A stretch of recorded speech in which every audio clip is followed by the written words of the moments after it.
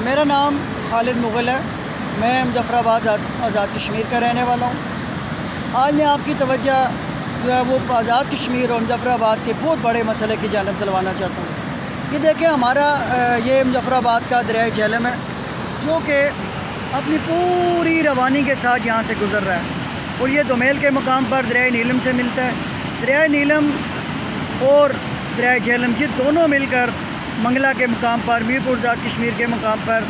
یہ منگلہ ڈیم میں جا کے گرتے ہیں، اور وہاں پر یہ 1000 میگا واٹ بجلی پیدا کر کے پھر یہ پنجاب کو اور پورے پاکستان کو سیراب کرتا ہے۔ ہمارا مطالبہ یہ ہے کہ آزاد کشمیر میں